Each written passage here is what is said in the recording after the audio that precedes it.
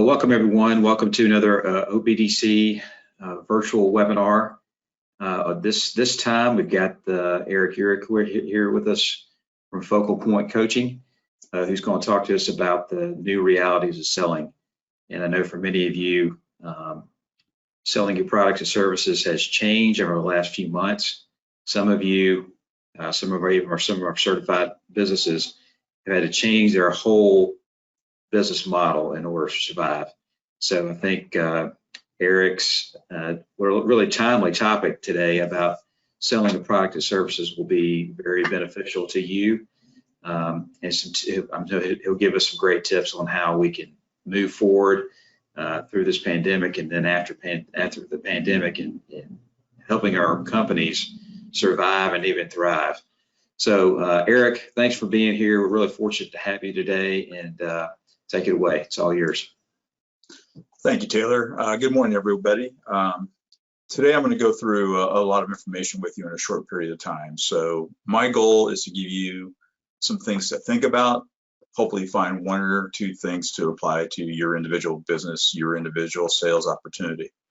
I was mentioning to Taylor prior to starting this that normally I do this face-to-face and try to make it very interactive, but the reality of the virtual webinar is that won't have quite the same amount of interactivity, but I want to make sure that I leave time at the end to answer any questions.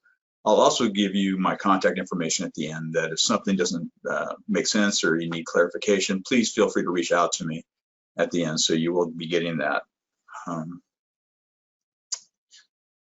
With that, let's go ahead and jump in.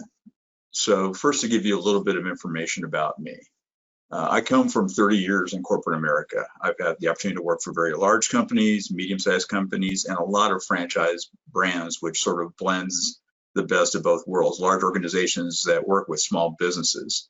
So that 30 years, I think, has been great. In corporate America, I served in senior leadership roles, both in the sales and marketing area, senior leadership teams. So again, I've had an opportunity to work with staffs of various sizes. Coming out of corporate America, back in 2015, I started my coaching practice, Focal Point Business Coaching. And since then, I've been working with businesses and business decision makers to help them turn their potential into reality, is the way I like to describe it. I'm a certified coach, both on a business and executive level, and I'm a two-time Kaizen Coach of the Year. If you're familiar with Kaizen, it's really the thought around constant improvement, making continual changes to continue to move your business and your life forward. So that's just a little bit about me. So we're going to talk about the new realities of selling.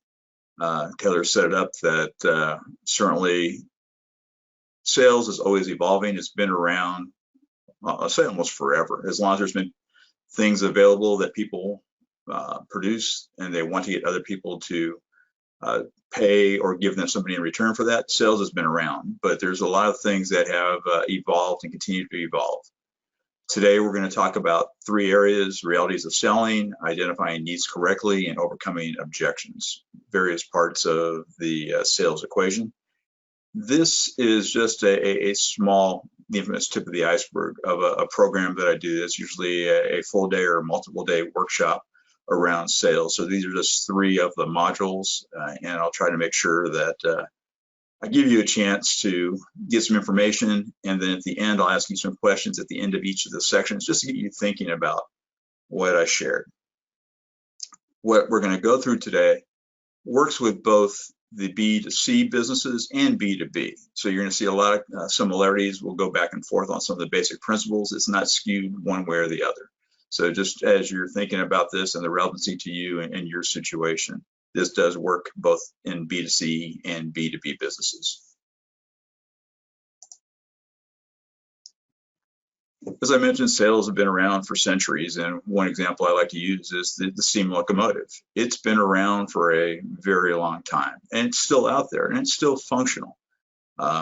Just like sales, there are some very solid, proven techniques that you can use. They're tried, they're true, and they've been done for years.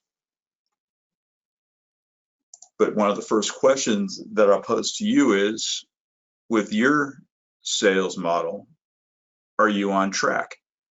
Are you on track to deliver or achieve the goals that you have set for yourself. If you're hitting them now, fantastic. If you have a high degree of confidence that you're on that right track and will get there, fantastic. If you answer yes to you're on track, my coaching to you is keep doing what you're doing. Don't change for change's sake. If you're doing it and it's working, do more of it. But in talking to people really across the country, talking to people in various situations, I hear more often that they're not on track, that they are working very, very hard. They are also becoming very frustrated because the track they're on is not getting them where they want and need to be, or it's taking them a lot longer to get there. So if that's your case, then what we're going to talk about today is how to get you on that right track.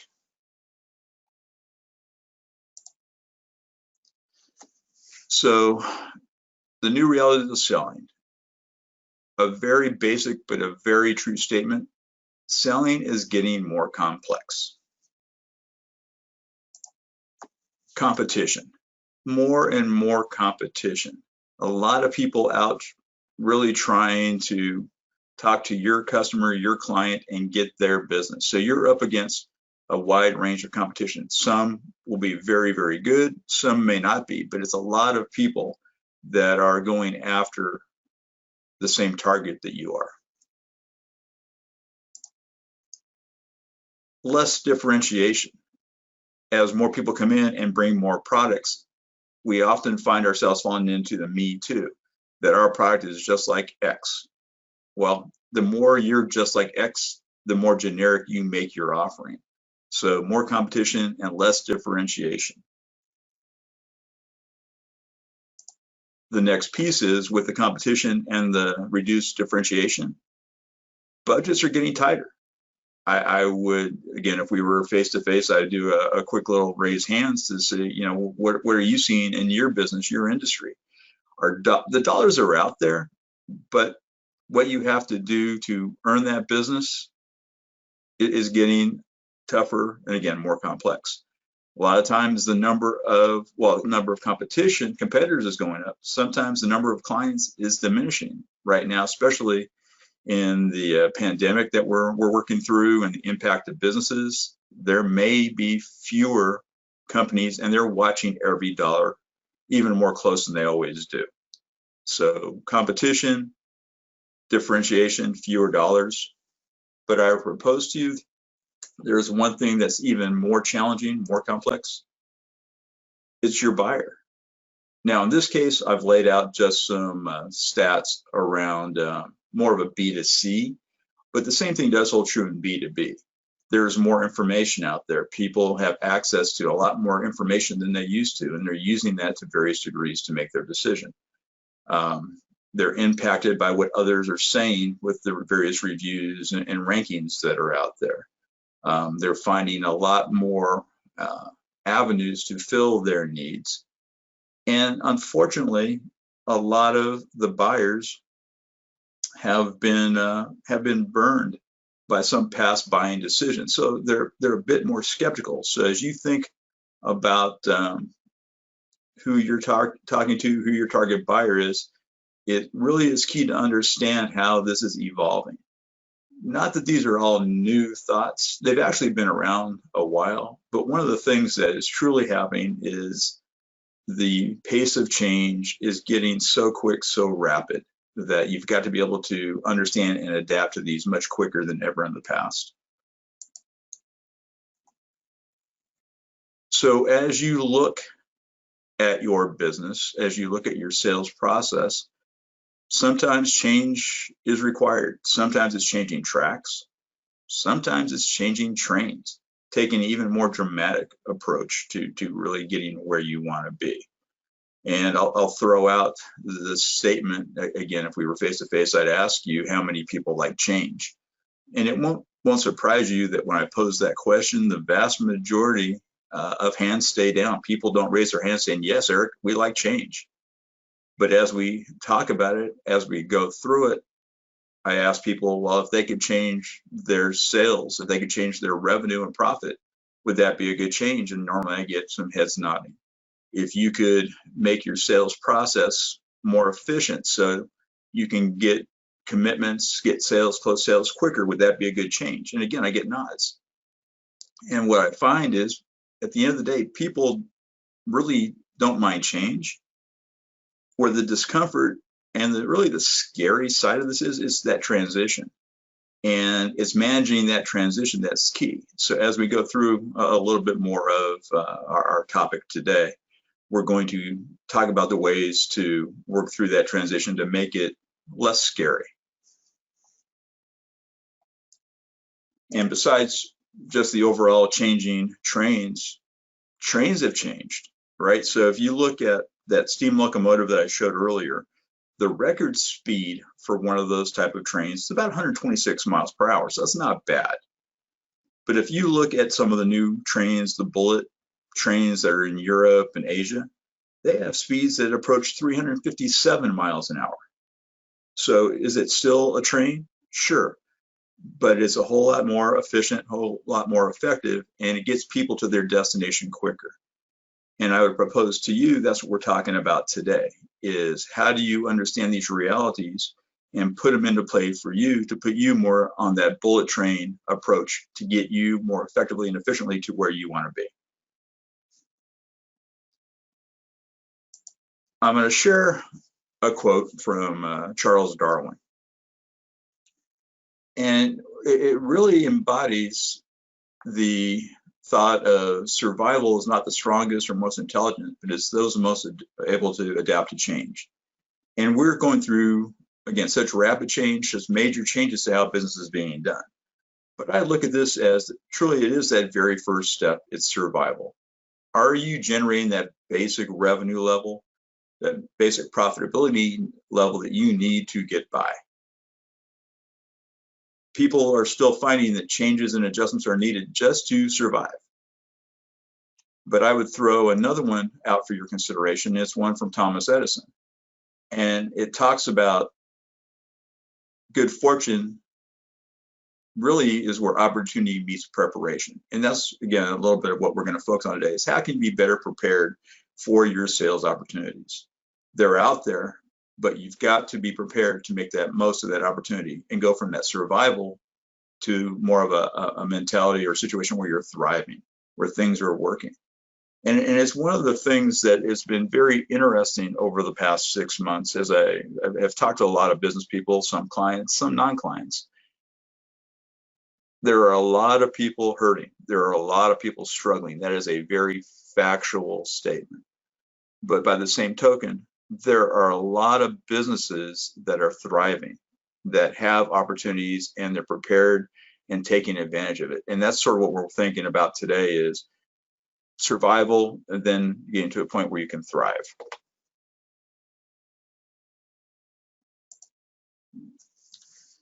So sales it's a multi-step process. A lot of times, you know, we get thinking, I think back of one of my own personal stories is, I hate to say about 20 years ago, I was leading a sales organization that dealt with a lot of major national retailers across the US. And when I took over the group, I had 4 very good, very senior, very mature salespeople. And then they had a track record of doing okay. They were hitting their goals or getting real close to their goals every year. But as I got to know them, as I got to talk to them, and as I got to know and talk to our customers and clients, what I found is that our salespeople were taking a very, what I would call locomotive old school model. Something along the lines of, here's what I have to sell, here's what the price is, how many do you want? And even going back 20 years, that old model was starting to have less effectiveness with the buyers. They wanted to make sure that what they were buying was what they needed, not what we as a company was trying to sell. That being said, in order to determine what you need to bring to your clients, you need to make sure you understand it is a multi-step process. And each step you set individual goals for each of those meetings. Can you go in and have a one and done? You meet somebody the first time and make a sale? Absolutely. But those are the rare exceptions. And those salespeople that really thrive, those that really succeed, are those that go through that and understand that it's a building process, building trust, building knowledge that'll allow them to not only make a sale, but also build that relationship that'll make it a long-term client.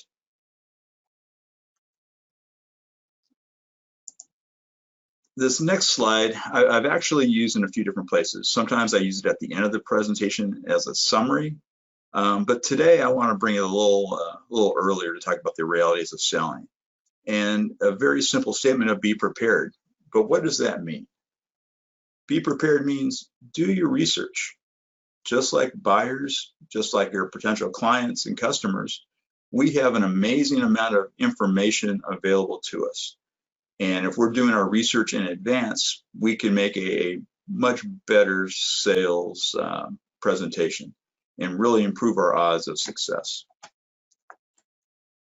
From what you learn in your research, the key is building a plan. If it's just something that you have in your back pocket, but you don't really have an idea of how you're going to utilize it, you're not going to get that full benefit. This next one is one, again, a very basic statement, but it's really amazing when you talk to salespeople how often they really don't prepare questions in advance. And you see this a lot of times with very seasoned salespeople, that they're very confident that they are capable to address any questions that a prospective buyer throws at them. But a key thing to remember, even if they have that ability, they've now given the control away. If you prepare your questions, it puts you back in control of the sales conversation. So prepare your questions in advance. It's great to have a plan. It's great to prepare your questions. But another thing that's often not done, and it's seen perhaps as, well, I don't need it or I don't have the time, but practice, rehearse, and especially if it's a big opportunity, you want to be buttoned up. And the best way to be buttoned up, research, plan, and practice. Rehearse it.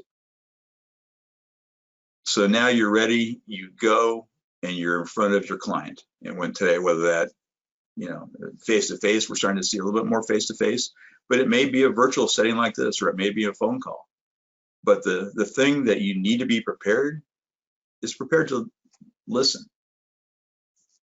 The better you listen, the better you will be as a salesperson. The better you will be at bringing the right solution that a prospective client wants and needs. And one other key piece that I'll have you think about is take notes. Take notes from your conversation. Again, you're going to be having potentially several conversations, several meetings. Make sure that you capture the key notes and try to capture them as quick as possible. A lot of times people will say, well, I'll get to it when I get back to my office, and they'll walk in their office and they have emails, they have phone calls, they have other meetings. And then they go to write down the key topics that came up in a meeting, and it's not as crisp, it's not as clear. So trying to do it as quick as possible is key. Virtual meetings may make that a little easier, because if you're in front of the computer, you can be taking notes as you're going, it's a little easier, but it's very powerful. And actually, it could be a differentiator in a situation where there is a lot of competition talking to your clients. If you're the one taking notes, you're demonstrating that you care, that you're listening, versus maybe somebody else that isn't really paying as much attention and is more in that, here's what I have to sell, how many do you want? So take notes and set yourself apart. So I just went through a lot of very high level stuff, but I'm going to give you a couple questions that I would like you to think about. So for each of these questions, really try to hone in on your top 3 answers. But what are the major, first question, what are the major factors in our fast-paced world that are affecting your sales? And I apologize, I always have one typo, so hopefully you guys caught that. I always have at least one typo in a presentation, so that's out of the way. but in our fast-paced world, what's affecting your sales?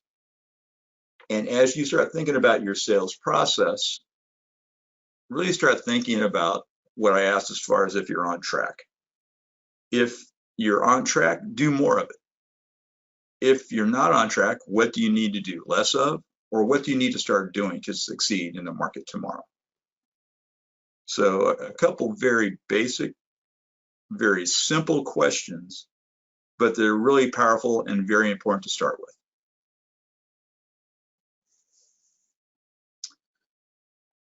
So let's move now to the next part of it, identifying needs accurately.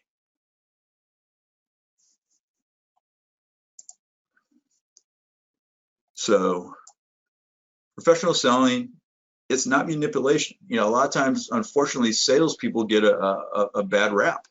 Oh, you're just a salesperson.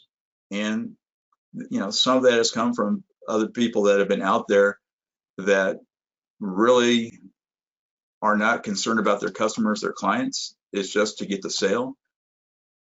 But true sales is a process, and it's the process of discovering the real needs and problems of your prospect, and then showing them how those needs can be fulfilled with your product or service, making sure that you're seen as the solution to their needs and problems, not what you want to sell, but what they need to achieve their goal.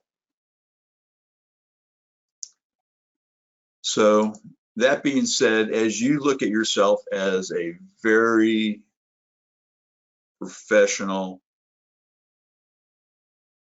problem solver, as a very professional salesperson, I'm going to ask you to think about a few different perspectives of what your role is.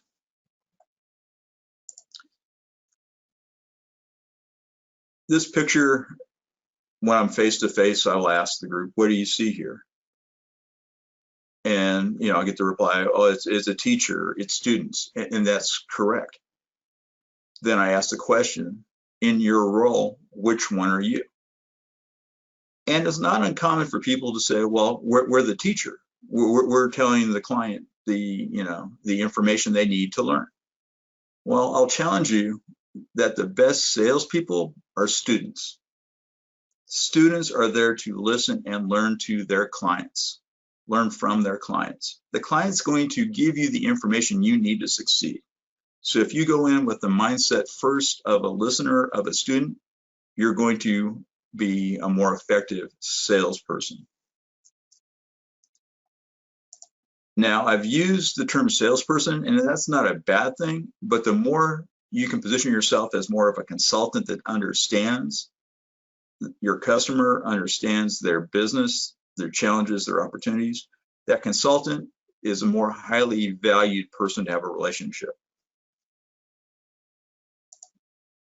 Along the same lines, a specialist, somebody that really does understand the ins and outs, the different perspectives, is going to be a more highly regarded person and one that has the best chance of doing business. The next one, be a problem detective.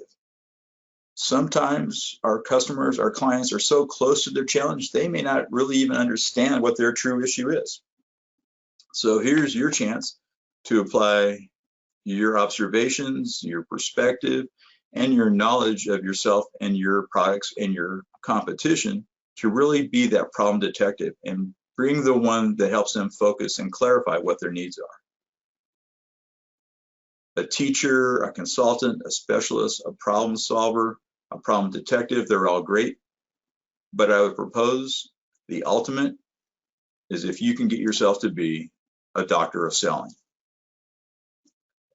Just like the best doctors, they don't recommend treatment until they really go deeper to understand the root cause of your problem. You could treat symptoms all day and really not make progress, but the best doctors are those that understand, listen, and then bring that best course of treatment to address that situation that you're working with. And you, as a professional salesperson, you have that same opportunity to really understand the root cause and treat that versus just some of the other symptoms. So congratulations, you're all becoming doctors of sales. So as you're identifying needs accurately, one of the most important places to start is, who is your ideal customer? It's such a simple, basic statement, one that many of you, if not all of you, have heard before, but it's often not done, or it's often misunderstood. People will think of, you see a lot of people here in this pyramid, and they say, well, I want to sell to every one of these. And at the end of the day, I understand that and I respect it, but you're going to be more effective and efficient if you really target that ideal customer, the one that you are the best fit for with your products, with your services. And if you find that ideal customer, you find more just like them. And as you look at your ideal customer, there's a couple different ways. One, the demographics. You know, the different observable data points that people, male, female, could be ethnicity, could be age, could be income. There's so many demographic measures. It's good to understand that. If you're finding a certain commonality, that's a great way to help you refine who you're talking to. Sadly, a lot of people stop here. But one of the most powerful things to do is more the psychographic side. Psychographics are what that person is thinking. What's their motivators? And when you really get to it, understanding why customers buy or don't buy from you, what's going on in their mind, is such an imperative piece. If you can identify those triggers, understand their thought process, it's key. An example, again, I'll use that we think that it's always going to be a price-driven decision. Well, sometimes it's supply chain. Some people are more concerned about product availability than the price. And if we go in expecting it just to be price on their mind, we're going to miss a huge opportunity. There's so many other things that may be crucial to that buyer, that person making that purchase decision. You got to understand who they are and what they're thinking.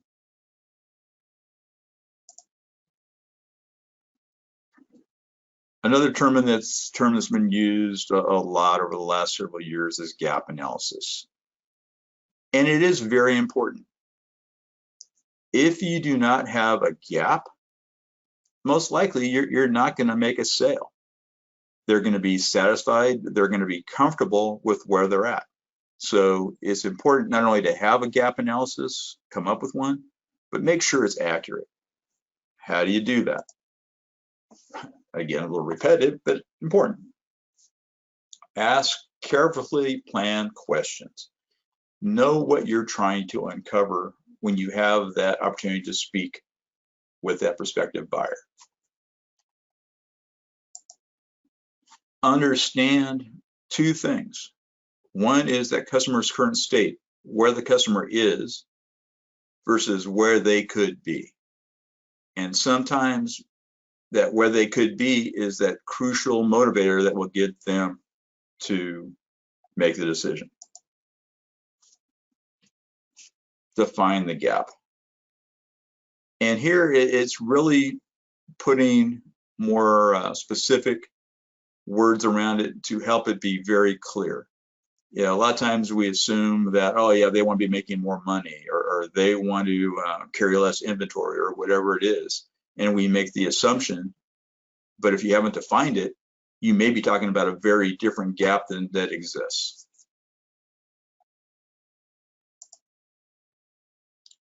The more you're able to expand that gap, you're going to intensify the need. The stronger the need, the more likely it is that they would choose you and your product or service, because you are addressing something that has a lot of importance, a lot of meaning to that potential buyer. And last, very important, and I'm going to read it verbatim. When the customer recognizes that they have a problem or are missing something important, you are positioned to suggest a satisfactory, cost-effective solution to their product or service. A couple key words here. That satisfactory means it's going to meet their need. Cost-effective means it's still a good value. It does not mean it's the cheapest thing out there. But when you are bringing something that is spot on to the gap that you've identified, the one that they say, boy, I really want and need that, that gives you a much stronger position to be in.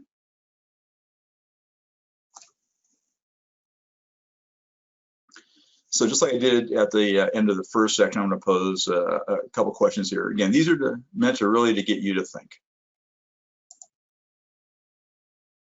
So as you look at your customers, start identifying what are the biggest changes that are going on that are affecting your product or service sales. Why are people changing their buying patterns in your particular case, your situation? Go back to what we talked about and list the qualities or characteristics of your ideal customer. When you can do that, you can be much more effective in your sales presentation, in your marketing, anything that can get you to that ideal customer better. It is very powerful. So what are 3 ways you can What are 3 ways you can position yourself as a consultant versus a salesperson? I would challenge you to take it up all the way to being that doctor of sales. How can you set yourself up as that subject matter expert, that one that instills that greatest amount of confidence and trust? What 3 problems or needs does your ideal prospect have that your product or service could solve and fulfill? So it's thinking about them. It's not what you want to sell, but it's what situations they're facing, the problems, and what needs they have.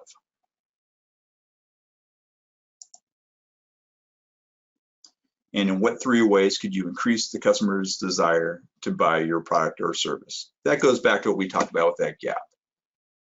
What things can you bring? What questions can you ask to increase their need, their desire for your product or service?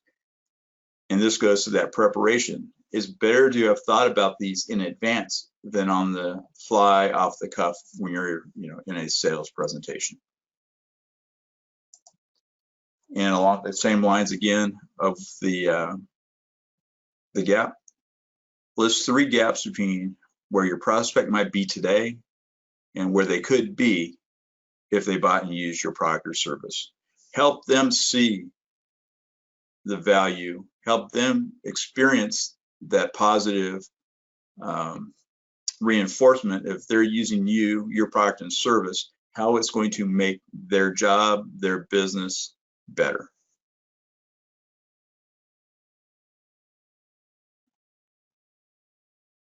So let's move to overcoming objections.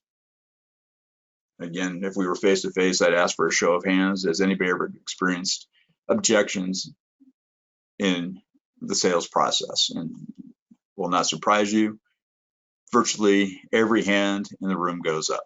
It would be an exception for somebody to say, no, I've never had an objection. But the way to look at objections, it's sort of like this picture. The objections are that hard outer shell.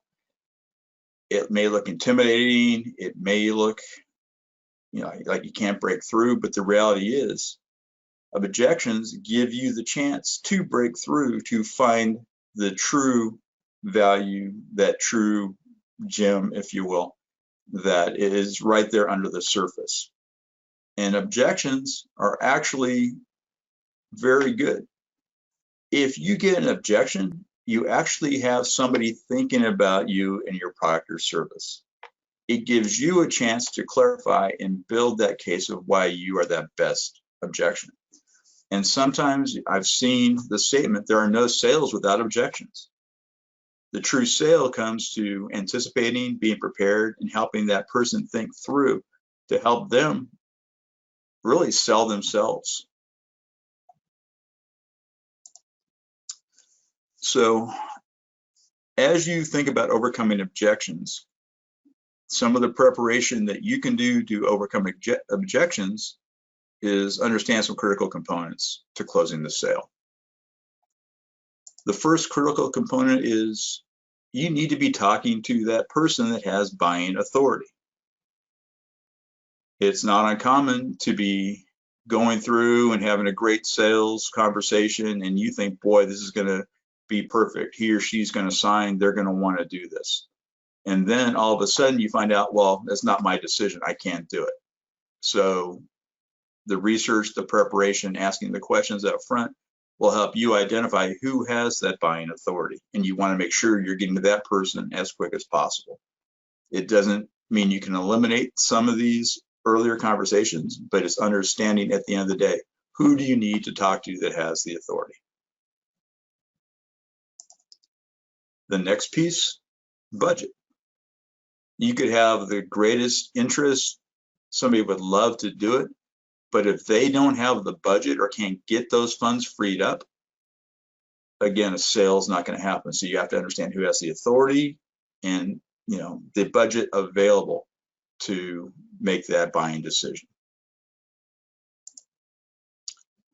Next, wants and needs. Now, sales can certainly be made on wants, but more sales are based on the needs. Those are the critical, those are where it's going to get somebody to change what they're doing. If they have a need that is not being fulfilled, that need is a critical component.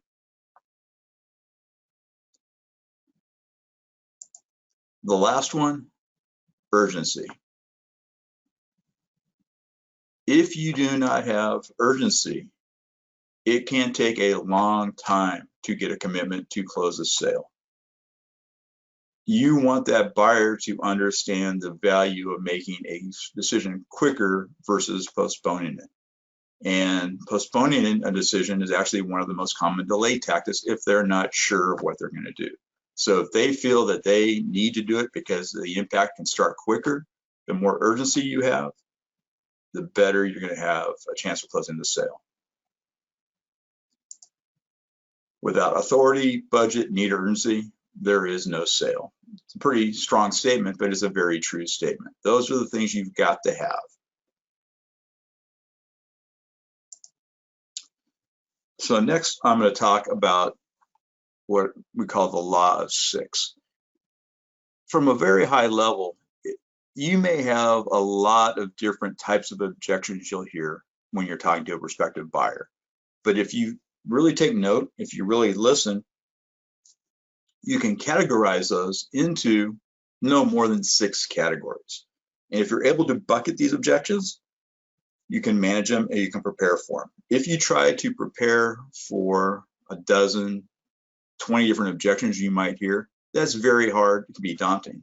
But if you can boil those down into some common objections, you then can build a much stronger response. And as you're doing it, it starts with thinking about what objections do you currently receive? You can ask yourself something along the lines of, we would sell to everyone if our prospects didn't say. What are you hearing? What are they telling you? Again, listening is the best tool you have to understand your opportunity. And when you actually get those objections stated, your task then is to come up with answers that, if you will, are bulletproof, that are well thought out, that truly address the objection. Having those prepared in advance will again put you more on that bullet train approach to getting through and hopefully closing a sale much, much quicker.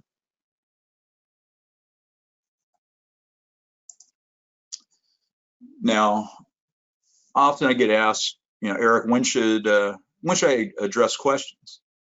Well, there is a right place and the right time based on the question. There are some questions that you need and should anticipate that you need to answer immediately. If you do not answer it, it's going to be a very hard thing to get a positive decision. Things, especially around reputation, are key. If somebody says, well, I heard you guys have trouble getting product. Well, you need to be prepared. First, a lot of times, remember, there's a lot of competition. They may be thinking of somebody else. And if that's not you, you want to make sure that's captured up front. It's not slamming a competitor, but explaining that was not an issue with our company, that we actually have outstanding an outstanding record of delivery. So those kind of things. Some things you have to do immediately. Next, there are some questions that are naturally going to fit in your sales presentation. And to be able to let them know, great question, I have that coming up here in just a minute, and I want to make sure I answer it in the right context. So you're going to cover it in a presentation if they expect it. There are some questions that you'll talk about that you may not want to talk about right at this time. So you will want to say, hey, let me go back and get a little more information, and I will get back to you, promptly with that answer. So you don't just make something up, but you'll get back to them on that question at a later time. There are some questions, honestly, that you may never answer. There's some questions that may get thrown out by somebody that really doesn't have an impact, and it may not be something that's relevant. You may choose that that's just a question that doesn't need to be addressed. Now, be sensitive to that, because if it's asked, you do want to make sure that if it's important, you do address it. And the last thing I'll share about right place, right time is the concept of a preemptive strike. Bringing it up yourself before they bring it up. If you know there's going to be a pressing question, an objection that you know you're going to hear, if you bring it up and address it before it becomes an issue, you can move through the process, you can move forward. If you sit back and just have your fingers crossed that it doesn't come up, it puts the control back on them. And again, all of this in the sales process is having that sense of control through that process.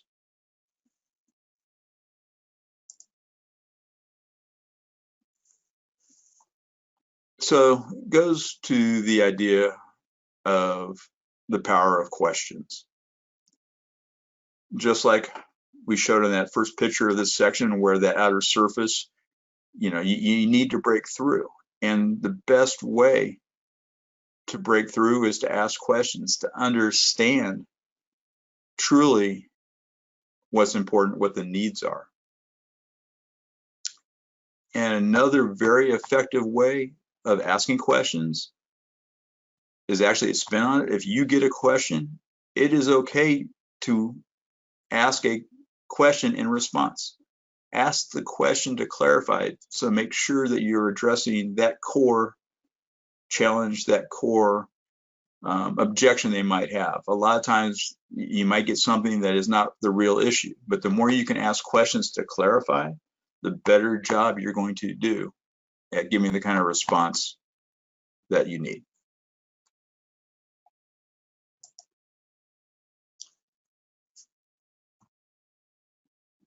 Objections, as I said, are good. Objections, questions are actually something that you should be prepared for. But when you get them, I want to share with you a thought here about a possible way to address and respond to a question. So somebody asks a question. You can say something along the lines of, I understand exactly how you feel.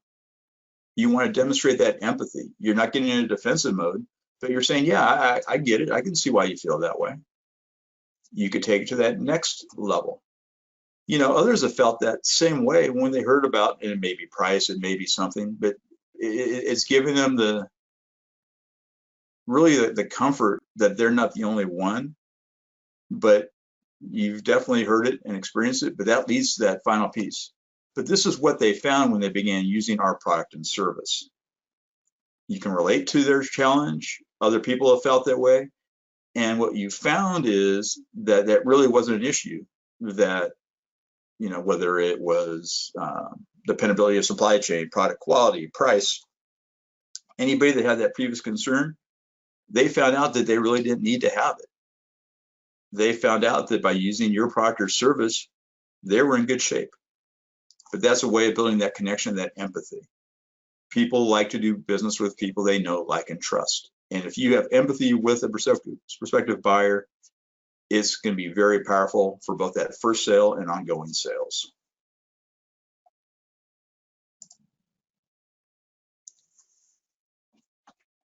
Another thing that is quite common out there is a lot of objections stem from fuzzy understanding.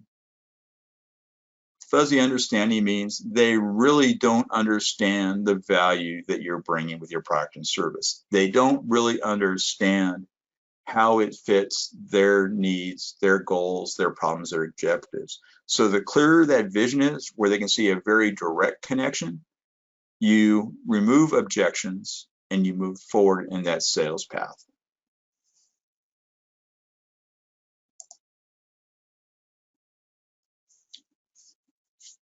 Dealing with price questions, again, that would be very much an anomaly to say I've never had a question about my price.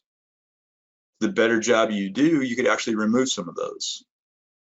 As a general rule, try to cover price later in a presentation, because if you've done your work up front and you've built that need, that value, that connection, the price important, but it's not the motivating factor. As you're dealing with it, clarify what the real objection is. A lot of times, you know, it's a throwaway objection, throwaway response to say, well, you're too expensive. Well, the reality is you haven't created that clear vision. So the more you can understand that real objection, the better you're gonna be able to do to address it. Ask another question. You know, your price is too high. Oh, why would you say that? And get them to articulate why they think that. Going back to that, well, tell me why you feel that way. Again, the more they share, the more they talk, it puts you in a better position to better address the question. A very powerful question is price your only concern? And if they come back and say, yeah, if we get the price right, we can do a deal. Now you know where to focus your time and energy. And if they say it is, then you want to know, well, how far apart are we? Because that allows you then to negotiate. And everybody's going to be different in their business, their product or service, of what flexibility they have to negotiate.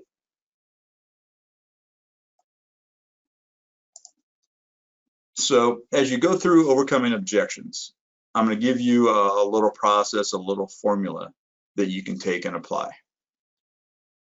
First thing you want to do is verify. Make sure you understand what the real issue, what the real objection is. You don't want to be spinning wheels addressing things that aren't really the things in your way. So you want to verify that you're addressing the right topics. Once you have it, then you provide your answer. You provide the evidence to show why your product or service meets those needs, those opportunities. Once you've gone through, you've laid it out. And again, if you go back to that law of 6 that I shared, you've got a lot of this prepared already. You're prepared for the kind of objections you're normally going to get. You've gone through it. You want to pause. You want to confirm that what you've shared addresses the objection. If not, you take the step back, re-verify, and re-present the evidence. If you get the confirmation, yeah, that addresses it, thank you, you proceed, you move forward. That's a great position to be in.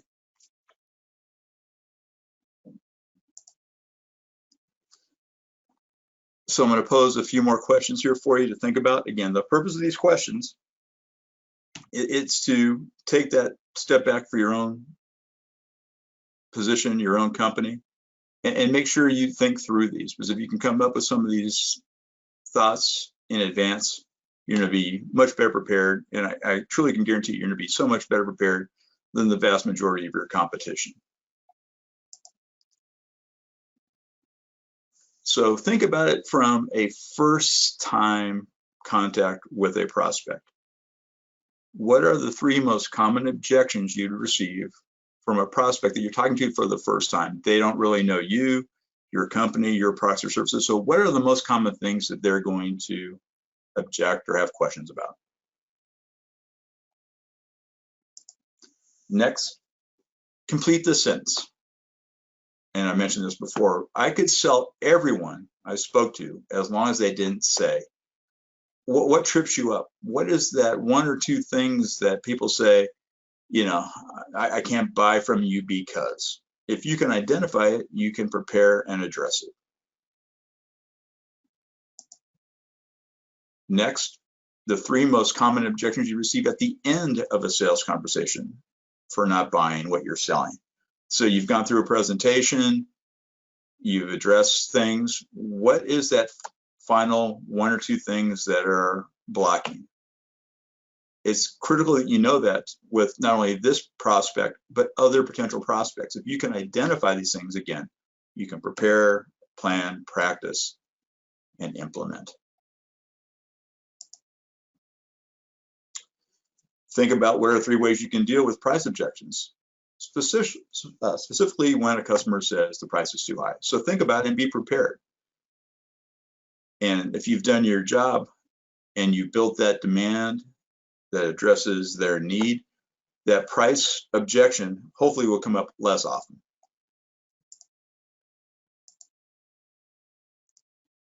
What are the most powerful statements that you can use to neutralize objections in your course of the sales conversation? Preparation, thinking about those statements, what you can expect to hear. This might be the preemptive strike, and maybe those things that are required to address immediately, but think of those now and be prepared for them.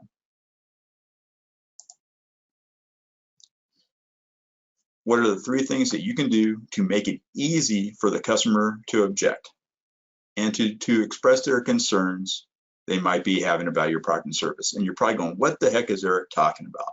Why do I want them to object? Well, the reality is, if they take the time to share an objection, they're showing their interest and they're giving you a chance to really drive home the point of why you are that best choice. So if you're trying to avoid all objections, is not always the best thing. To get them to express anything they're not sure about, if you can get them to share that, you're ahead of the game. Then think about that term fuzzy understanding. Come up with 3 examples that customers might have that would cause them to hold back from buying your product or service. What kind of things do you hear that demonstrate they really aren't getting that complete or full picture of the value that you're bringing? So I'm going to wrap up here. Just a couple quick takeaways. Remember that questions are the key to sales success. It's going in and asking, it's not going in and telling. Telling is not selling. Think about that picture I put up of this teacher and students. If you are just in a telling mode, it's a very risky that you're telling that prospect what they really care about. You've got to make sure that it's that listening that is driving it. And one of the things that I always cover virtually in every presentation, but positive expectations are powerful. They're crucial. Always expect to sell. Surveys, research has been done for years over success, whether it's personal success, business success, sales success. And what they have found time and time again, that attitude and your mindset is the most crucial piece of getting that desired result, success. So always believe, always expect to sell. And as I wrap up, I'm going to leave you with one last question. And again, I can't express how much I appreciate you guys, your patience listening to me just throw a lot of stuff at you over this past 50 minutes or so. But if you think about all we talked about today, hopefully you found some nuggets that say, yeah, I need to do that. Yeah, that would help me. What one action are you going to take and really take immediately as a result of what you learned in this session? Well, what thing can you take and start applying now to get you on that right track, to get you in that train you want to be, for you to succeed in growing your business and in getting the sales that you need?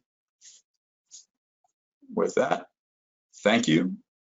Really appreciate, again, you guys being here today. And as I promised, my contact information, I'm going to leave this up. Taylor, I'm going to ask you if you could look and see if there's questions, or we could open it up for questions now, but we left about 5 minutes here. Then we can wrap up. But again, please feel free, if there's something from today that you have a question about, if there's something as you're working through that you'd like to discuss, please reach out to me. Well, thanks, Eric. We appreciate you, being here today. That was a lot of great information, a lot of good points you made. And so we do have a few extra minutes. If anybody would like to unmute themselves or type a question in the chat, we'll be happy to answer. We've got the expert here. Let's utilize them while we have them. So feel free to unmute yourself if you'd like.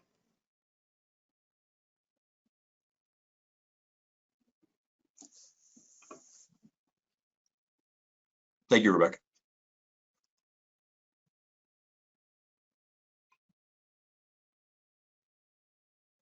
Man, that's probably the best I've ever done with no questions. I know that people do have some questions. I know you did cover a lot of ground there, which was good, and I think very, very helpful to at least considering and thinking about how people can approach their sales process in a different way. Yep. For me, the takeaway was to consider the questions and to rehearse in advance, I guess, if you will. Mm-hmm. So you know people's objections up front, you can answer them. Mm-hmm. Rose, did you have a question? I do, and it's a question I'm certain you've heard many, many times before. Sure. When you just happen to be selling a commodity item, mm-hmm. right? Everybody has the same thing. There is no differentiator that you can offer with your product. The buyer tends to want to push the price question mm-hmm. right off the top. So mm-hmm. need has already been established. The call you're receiving, or the call that they accept from you, if it's an outbound call, mm-hmm. They take the call because they already have an established need. Sure. Sometimes it's timing. I don't need the product today, right. but I will need it next week. How yes. much is your product? Mm-hmm. And there is a reluctance on the buyer's part to reveal what they paid for the item last week when they made the purchase. Sure.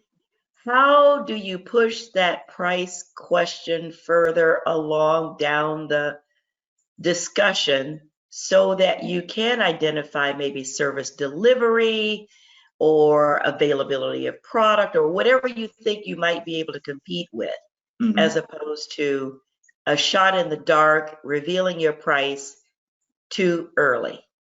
Yeah, no, great question. And I would be, my daughter would be very mad at me if I didn't recognize your artwork behind you.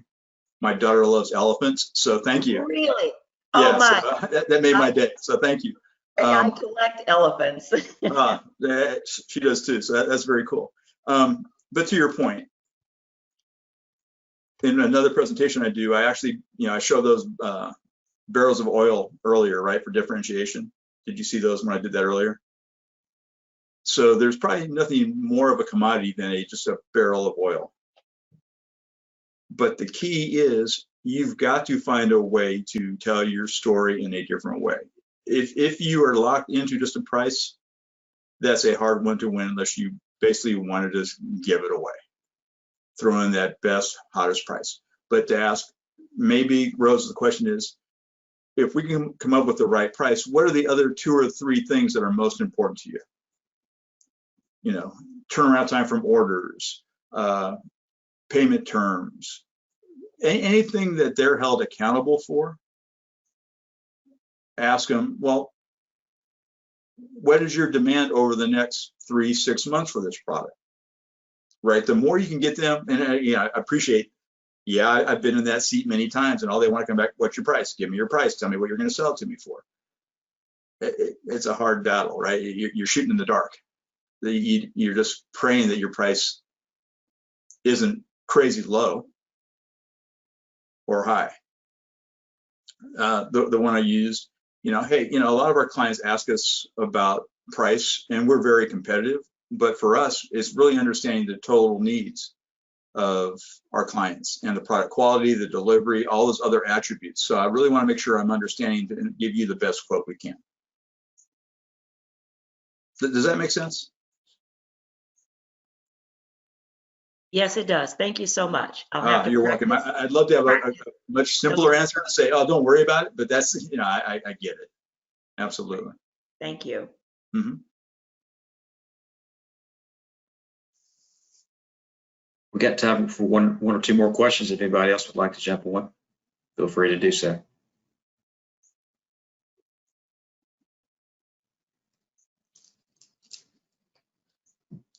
Again, if you come up with something as you're thinking about it, please shoot me an email or give me a call. I'm very happy to connect with you.